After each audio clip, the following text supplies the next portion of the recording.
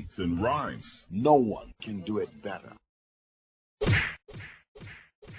There's a long history with the Eubanks and the Fighting Irish, so I thought it was only right to bring the classic attire out for the occasion. My uncle and my cousin were here, spurring me on tonight, and it was great to have them behind me as I go into these big fights now. I'm going to ask you that, obviously junior and senior here tonight. What was that like to see them together as well? As you know, it has been difficult the past couple of years, so to see them together tonight, especially for yourself, it must be an extra special feeling. It was great that this moment can bring them together as well, in the common cause to come and support me. A great feeling, and good to see them back together. Eubank Sr. is convinced that Harlem Eubank, Conor Benn, is going to be the next fight. I'm not convinced that Conor Benn gets back down to 147. I think they were trying to bluff Chris when they were talking about fighting Mario Barrios for the WBC title. Yeah, I think it was a bit of a bluff if Chris doesn't ease up on some of his negotiation conditions for their second attempt at making this fight. But nevertheless, after what some may say was a career best performance against Tyrone McKenna, Harlem Eubank stopped Tyrone in the 10th, dropped him in the 5th, once in the 7th, once in the 10th. The referee, in my opinion, missed the knockdown when Harlem floored Tyrone with a body shot and called it a low blow. McKenna himself said the referee missed the knockdown, calling it a low blow. He said he was floored 4 times, and the referee missed 2 knockdowns. Well, the referee actually counted 3, I believe, and incorrectly called 1 a low blow. And at 35, I think Harlem got Tyrone at the right time, but he did look good. Good upper body movement. It was just too quick for Tyrone. I mean, Tyrone landed a few single shots, but he could never establish any rhythm against Eubank. Eubank put his punches together. Tyrone was unable to put anything together. That was the difference. Good foot speed, good hand speed by Harlem. His legs look powerful at 147, but he's no spring chicken himself. He needs to get a move on and call out someone aside from Conor Benn, a realistic target. And this is where Chris Sr. is perhaps not doing the best job in managing Harlem Eubank. He's 31 himself. But Eubank Sr. has been through a lot of issues and he's in his own world. Conor's already said he's not going to take that fight. Try and go for the winner of S.O. Eckerman, Josh Taylor. That's a good fight. Guys like Conor Walker. But Chris Sr., he whispered to Harlem post-fight and obviously told him to call out Conor Benn, which he did. And Sr., who stepped back from being so hands-on in Harlem's career, but I still believe he has some role in his career. He said that the Chris Eubank Jr. Conor Benn fight is not going to happen. And he said when it falls through, this is a fight that's going to be made. And he's convinced of that. No one else seems too convinced that that fight's going to happen. But you heard in the little clip I played there, Harlem talking about a reconciliation between Junior and Senior, or were they just putting on a united front to support Harlem? I'm not sure if Chris Eubank Jr. and Conor Benn actually happens. I'm not sure if it gets to the ring. Ben Shalom used very strange language, like maybe the board could look at the rehydration clause. Why would they look at something that you signed up to? Why would they look at it? Something's telling me that this is a fight that just shouldn't happen. But if it gets to the ring, then we get to see it. And if not, we perhaps need to bury this fight for once and for all. Boxing Beats and rhymes. no one can do it better. There's a real talent in Matty Harris. Oh, and he's wobbled him. Yeah, big right hand there, sent the legs wobbling. He started this first round explosively. Oh! That's a 5 first-round stoppages or knockouts for Matty Harris in his 9 pro fights so far in his career. Matty, 25 years of age from Coventry, landed a right hook, a long right hook on Volodymyr Katsuk, his Ukraine opponent. It wobbled the Ukrainian, but it looked like the type of punch that would lose its steam by the time it hit its target. But the follow-up left hook, you can hear the thump in the clip I played as he landed on the canvas. Oh! But he's okay, as far as I know. And that was good night, Vienna. Matty, trained by Peter Fury, who came in 2023 after Matty lost to another Ukrainian, Dobchenko, stopped in 5. Has won 3 on the bounce since then. It's a little too early to know how much Matty can achieve, but he definitely has some talent. Boxing Beats and rhymes. no one can do it better.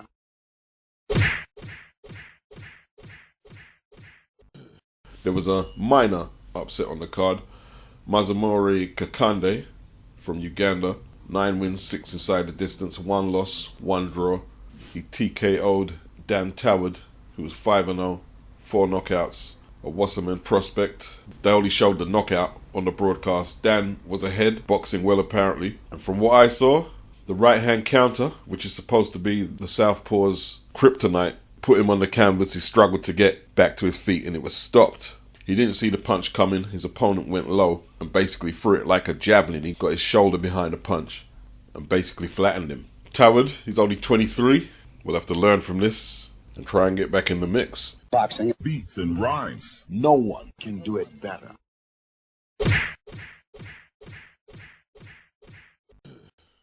Insensitive perhaps what I'm going to say, but I always try and give you an alternative boxing opinion.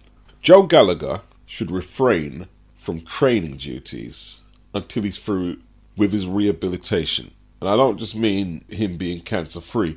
I'm talking about he shouldn't return to training his fighters and seconding them in fights till he's psychologically over the worst of what he's going through. Because all he can do is pass on the stress that he's under onto them. Even if he tries to be in the most chipper mood possible. This is cancer. You can read the stress on the cancer patient's face. It's very horrible, especially if it's someone you care for or love. Looking at them go through this fucker. It's horrible. It's fucking horrible. Now, there's not a fighter in Joe Gallagher's gym who would agree with what I said. They'll be saying nonsense. They're loyal to Joe. And that's not why Natasha Jonas lost yesterday. Like, the first 3 rounds against Lauren Price, a lot of Lauren's shots didn't actually connect. But when they did, it's not like she hurt Tasha or anything like that, but them old legs would stumble off balance, Tasha would bite the feints, and Lauren had control of the tempo. Her footwork was really good. Feinting, upper body movement from the waist. I was very impressed with Lauren Price. Very impressed. I thought this would be a way tougher fight. How do young fighters often, not all, because not all young fighters have the talent that Lauren Price has. And she's 30, so she's not a young girl, but 10 years younger than Tasha. When you have the youth, sometimes you can forget what your coach taught you or the coaching manual, reel off a 2-piece or a 3-punch combination on the spot that you improvised and get away with it. There were times when Lauren squared up. Tash tried to get her shot off, but Lauren's feet were too quick.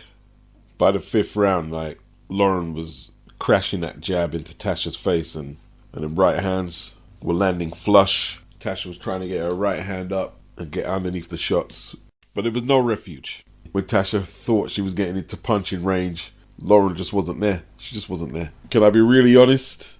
Even if Tasha was the same age as Lauren, she would have lost. I think Lauren just has a better skill set.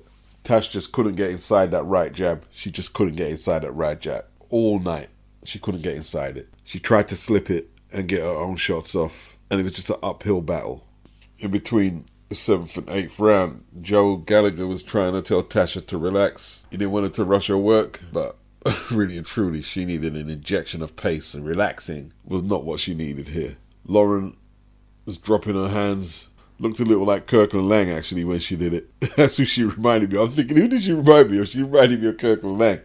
And she has the aura of a special fighter. But then again, a lot of people are going to say that Natasha was never that good. I disagree with that. I think Tasha was a very good fighter. I think Lauren was highly impressive. Great work rate, great hand speed, great punch variety. Tasha was never in danger of getting stopped, although she didn't win a round.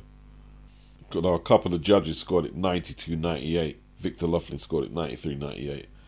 Gloria Martinez, I think she was more on the money with the 90-100 scorecard. I'd be interested to know what rounds they think that Natasha won. Gallagher, even into the 10th, was telling Natasha, keep it nice and tight, and he kept referencing Jazza Dickens to Tasha. Jazza Dickens, Jazza Dickens. Because he did look good against Zelfa Barrett the other week. That's Joe's thing, innit? Like, keep nice and tight, let them punch themselves out, and then you counter. You got to bear in mind, Joe, that Lauren Price is a way better boxer than Zelfa Barrett. She don't have the power that Zelfa has, but a way better boxer. There's not many boxers out there right now who can go in the ring and say they're going to counter someone as quick and dexterous as Lauren Price. Jazza Dickens countered Zelfa's head off. Because Zelfa went in there like, I'm going to punch out the smaller guy. Tasha went there to box. Lauren was in there to box. Robert McCracken, between rounds, told Lauren, just keep doing what you're doing. You can win this with the jab if you need to. And he was right. Natasha, she apologized to her fans and the crowd for the performance. Said Lauren was too fast. She admitted that she was looking for one big shot and not putting her punches together. And Lauren, she had a lot to say. She said she wanted the winner out of Sandy Ryan and Michaela Mayo. That's an undisputed fight, which needs to be on Riyadh season. Them girls need to be paid. They're going to be some good fights. Caroline Dubois retained her WBC lightweight title against Bomi Daeshan from South Korea. Majority decision. No surprise, the South Korean judge scored for the South Korean fighter. While I have no issue with Caroline getting the verdict, she was in trouble in the last round. But Caroline needed a fight like that, a tough fight. She's had a lot of, I don't want to say easy fights, but fights that haven't extended her. While her opponent has fought the likes of Delphine Passoon, lost a split decision to her. She's had a lot more fights than Caroline. She's a little older, a little more experienced, a little more seasoned. Even though she's lost 3 fights and got 3 draws on her record, she was tough. She's never been stopped. Caroline didn't look too pleased with her performance post-fight. But it's the kind of fight she needed, because perhaps complacency was setting in. You're not going to have it all your own way. If she's going to fight the likes of Beatrice Fiera, she needs fights like that one she had to prepare her. Raven Chapman versus KARRIS Argenstall. Argenstall won a unanimous 10-round decision for the inaugural British featherweight title. Chapman, Queensbury. Second fight she lost on the bounce. Might find it hard to get work on Queensbury right now, but I don't mean she can't work elsewhere. Chapman was down in the second round from a left hand, from a left to the head. Argenstall, she wants a shot at Sky Nicholson. That could be a good fight. Sky also beat Raven Chapman in Raven's fight before carrying Argenstall. And that was the all-women's card on Boxer and Sky. Kieran, get on this poll, please. Fish, get on this poll. Guzzy, get on this poll. Who do you think Usyk's next opponent should be? There's 3 options. Dubois, Parker, or Caballero. Dubois took the lead. At the moment, Parker has opened up a huge lead. 52%. I thought Dubois would be in front after the start, but it's 107 votes right now. Parker has opened a 52% lead. Dubois, 29%, and Caballero, a measly 19%. The poll currently stands at a measly 351 votes. Dubois, 30%. Parker, 49%. So he's lost a little of that lead, and Caballero has moved up to 22%. I'm assuming we're going to get at least 1,000 to maybe 2,000 people looking at this video. If you can, hit the poll. Let's try and get the poll up to 1,000 so we can get a good read on who people want to see Usyk fight next. Let's do this. I already said who I wanted to see Usyk fight out of the 3 on a hangout, but I'm not going to repeat that. I'm going to stay neutral. A few comments at BHA365. Alexander Usyk wants to put to rest Dubois' accusation that he was robbed when Daniel said that in the ring. It pissed Usyk off. At DX, I'd rather see him fight Parker purely because we haven't seen that fight. He's a bigger name than Ajit, so better for the legacy. And he's beaten Triple Knee once. Sans appellation. Reply to that. Possibly, but Caballero is undefeated. Stopped his last 3. Parker deserves a shot too, but Caballero is also an informed fighter. I would say either Parker or Caballero is good for Usyk's legacy, not so much Dubois. Birmingham Racing. He says, making history by being 2-time undisputed at heavyweight. How can he turn down Dubois? At Ed Coughlin, he said, until either Frank, Daniel Dubois, or the British Boxing Board of Control produce some kind of legitimate proof of Daniel's illness, I don't want to hear a word about him being involved in any kind of title fight. Wow. Well, how can you say that? He's still champion. So he will be involved in a title fight. He's still champion. He's IBF champion. At user Oli, 2FG, Parker purely because he deserves it more than anyone, especially after Dubois screwed him out of a title shot at the last minute. Well, he might have a genuine sick note, although his disappearance since pulling out of the Parker fight is strange. Cherno Alpha. Dubois should be next to put the low blow to rest, in my opinion, but the most interesting fight for me would be Caballero. They are all good fights for different reasons. At typical casual, Parker. Definitely Parker. What more does he have to do for a title shot? He's literally the definition of anyone, anytime. A91. I think Caballero beats somebody highly ranked who has never fought for a title. Man. Foxy Bingo. Usyk and Dubois should fight either Caballero or Parker, and then the winners settle it for undisputed. Duel, 1982, Parker, but it won't happen. That's a bad style matchup for Usyk. Joseph can match his hand and foot speed, but also comes with pop and more ambition than he did even when he was champ all those years ago. After some developed fights against AJ and others, Parker is the complete package now. At XMB 45, I want to see the Caballero fight. Hot take, but I'd give him a better chance of beating Usyk than the other two.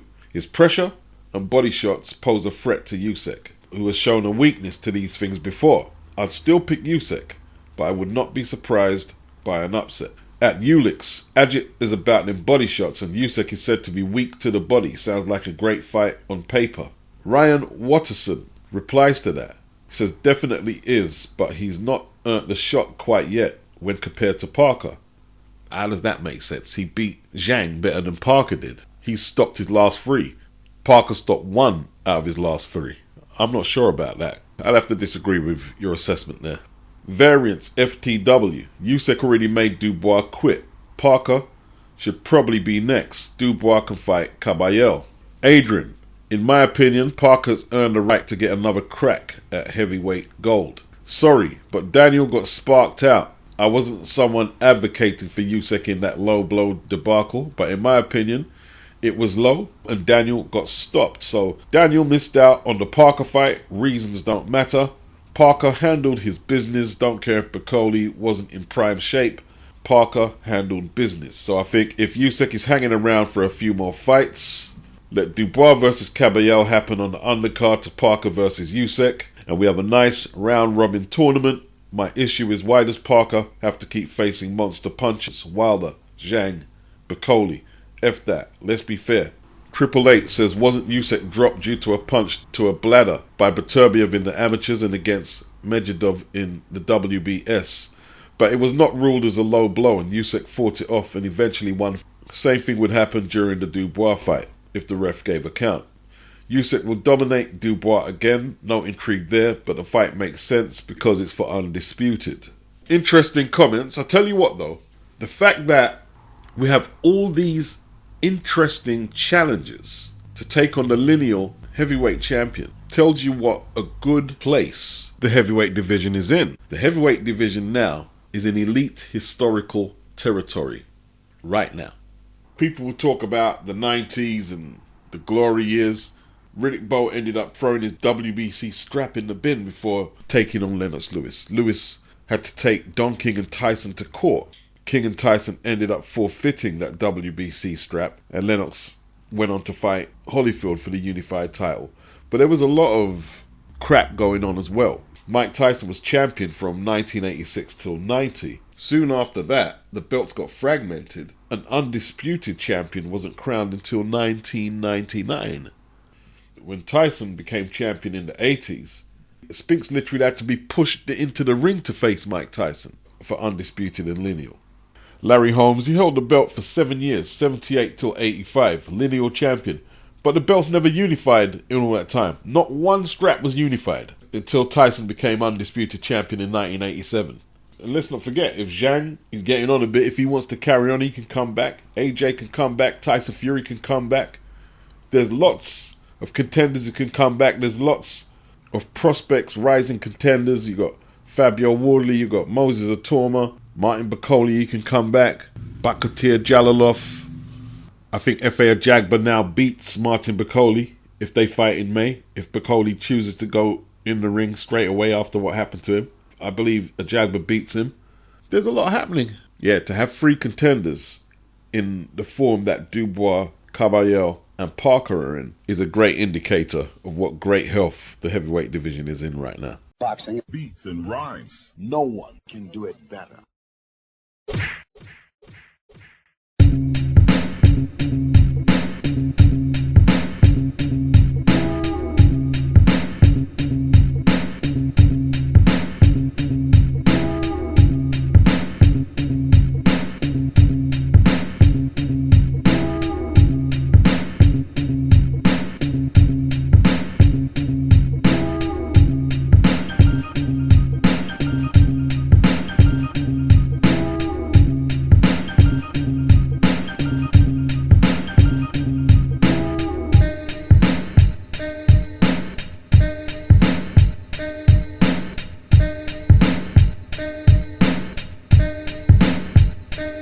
Boxing Beats and rhymes. no one can do it better.